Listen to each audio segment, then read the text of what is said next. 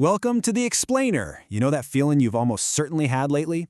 You go to buy something, a fast food combo, a t-shirt, maybe a concert ticket, and your brain literally does a double take at the price. But wait, it's not just the price, right? It's that nagging feeling that even though you're paying way more, the actual quality is tanking. Well, we're diving into a deliberate, systemic stripping of value that's hitting multiple industries right now in 2026. This is a playbook engineered in corporate boardrooms, and today we're going to expose exactly how it all works. For decades, the golden rule of being a consumer was pretty simple. You get what you pay for. It was the ultimate promise of a fair deal. But our 2026 reality? It's a totally different beast.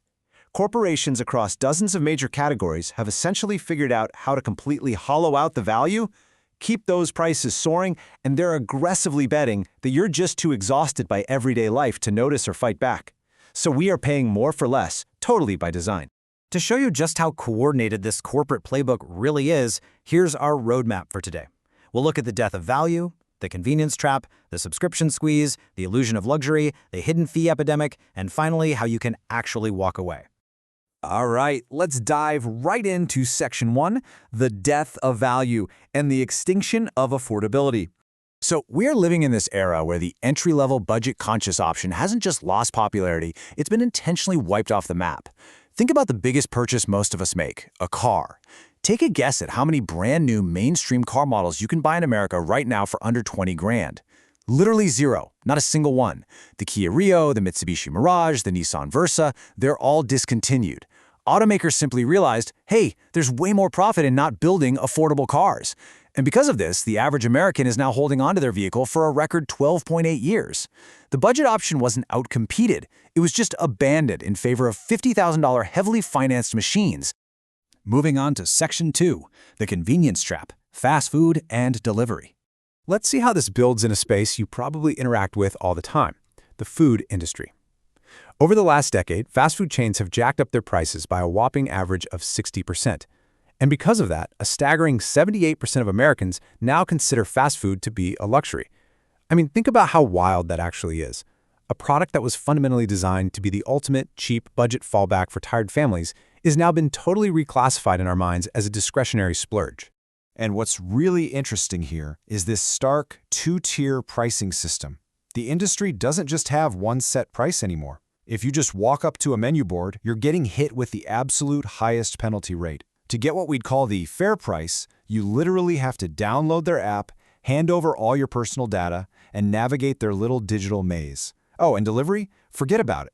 You're suddenly paying $22 for an $11 chicken sandwich because of service fees, app markups, and delivery charges, usually for a meal that shows up cold anyway.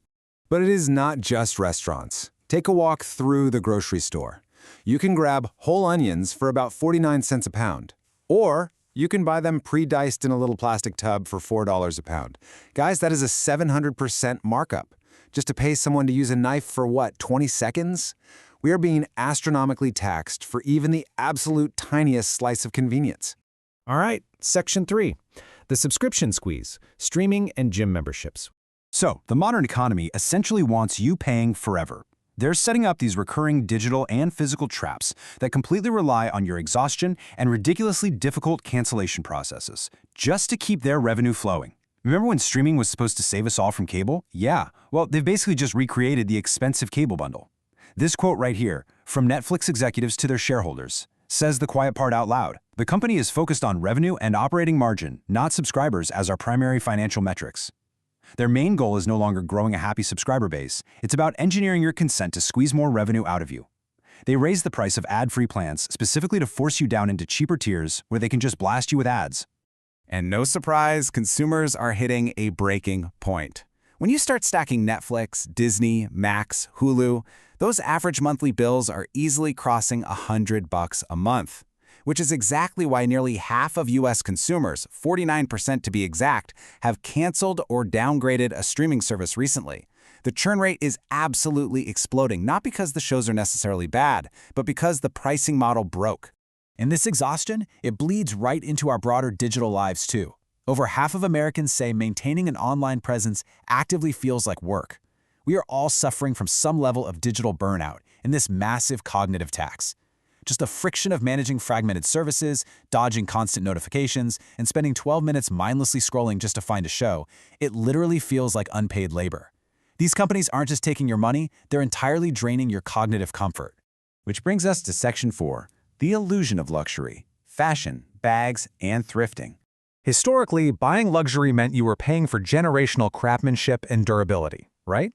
Today, that promise is just totally hollowed out, and this number is absolutely jaw-dropping. An Italian court recently found that a Dior handbag, a bag that retails for $2,800, costs just $53 to manufacture. They were using Chinese-owned sweatshops in Italy, paying workers maybe $2 or $3 an hour.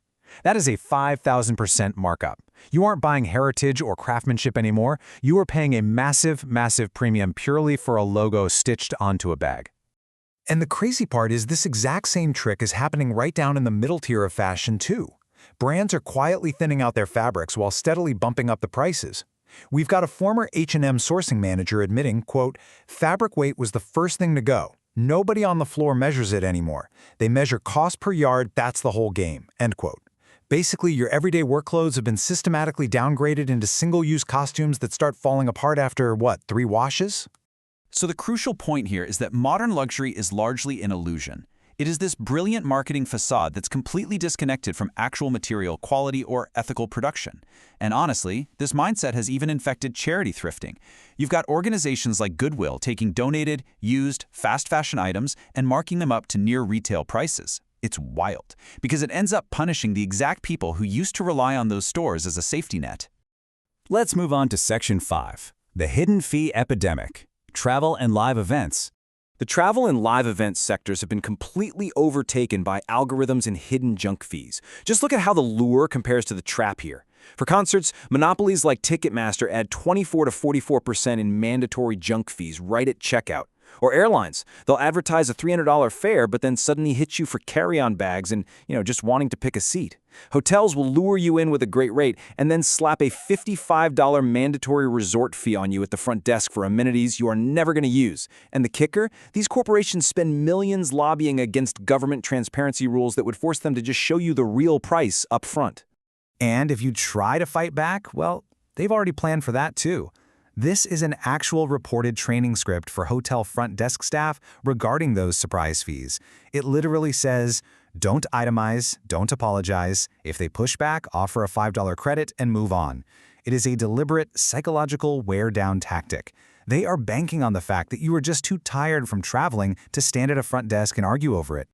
All right, finally, Section 6, how to walk away and escape the traps. I know. This all sounds incredibly infuriating, but here is the good news. You hold the ultimate power here. Escaping this convenience tax really just takes a tiny bit of planning. Delete those delivery apps and just call the restaurants directly for pickup to bypass those 30% markups.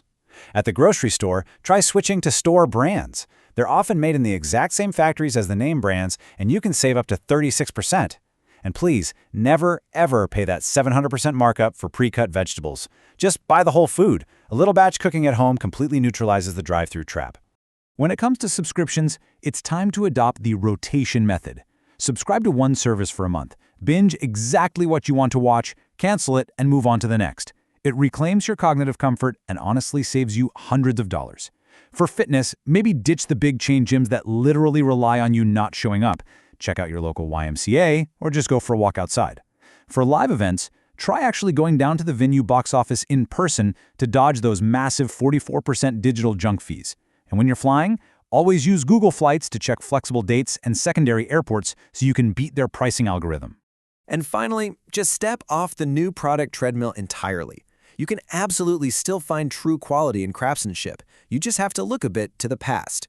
Try buying certified pre-owned vehicles. You can save 20 to 30% and still keep a warranty. If you really want high-end fashion, look for authenticated pre-2019 items, before those massive quality cuts hit the factories. For basics, clearance house brands at department stores will easily outlast expensive fast fashion. And try to support local church clothing closets instead of the big corporate thrifts that are marking up free donations. Look, this entire system relies on your passive acceptance. It relies on us just shrugging off the hidden fee, accepting the thinner fabric, and blindly paying the higher price. So I'm going to leave you with this one thought. Knowing all the sneaky tactics they're using to squeeze you, what is your personal threshold? What is the exact price that will finally make you say no and just walk away? The choice is entirely yours. Thank you so much for joining me for this explainer, and I'll see you next time.